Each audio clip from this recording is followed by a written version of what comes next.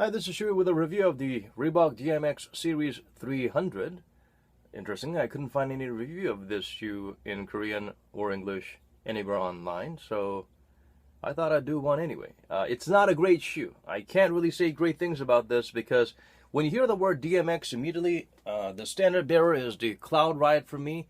It had a really great large size DMX core concept that's delivered properly, where you have the thick air chamber on the heel and these separated chambers on the forefoot, so there's a huge flex groove. At the same time, the airflow is clearly felt when you're pressing on the heel or the forefoot. You can feel it moving around and providing you the support and release that you need upon impact.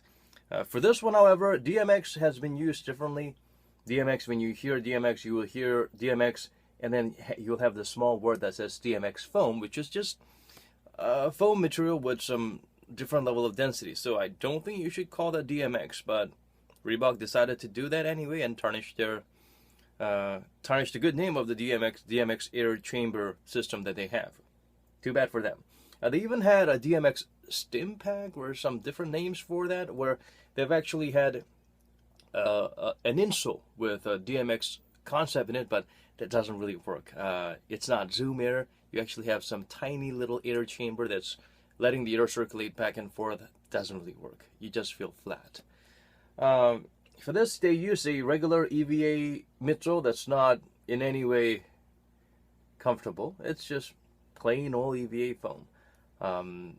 It's interestingly has an outrigger all around the shoe, so that's one fun concept that they try to implement. Always a welcome addition. They don't have a great deal of traction here, but as you can see, here is the technology. The DMX, they try to use something like this by having air chambers, like little dots of air all around to make it look like it's full-length air, but it really isn't, and you can't really feel it. So those are some basketball shoes concept that Reebok ditched. There is a Korean team that's coming up with a brilliant concept of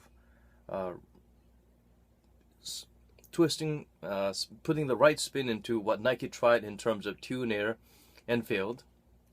We'll do a review of that shoe once I get my hands on them.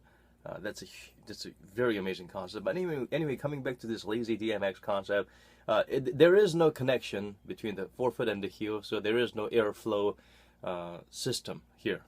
These little pods, they're connected on the forefoot, so you can feel the air moving a little bit. They're very easily compressed, so if I can press them with my fingers, you can imagine how hopeless they are when it comes to really having your body weight on them or force exerted on them as you make turns or landings. So you just barely feel like you're stepping on some air bubbles, not really a whole lot, so can't really feel it. This is worse than the DMX insole they've tried to implement before. It's a bit of a disappointment. The only saving grace is that they try to have outriggers all around, I guess. So, yeah. Can't really say nice things about this shoe. It's not exactly the cheapest model out there, and the most crazy, cheap, affordable, like they cost like 20 bucks or 10 bucks each, is that shoe over there with a fuel cell technology. They try to implement a different kind of foam material in the midsole, and it actually works. Tritium was it? I reviewed it before, so take a look at that. That's a much better option. If you can find the classic Cloud Ride DMX, that will be a nice option. Hopefully they will come up with a better one for the 6th model. And yeah, DMX died with this.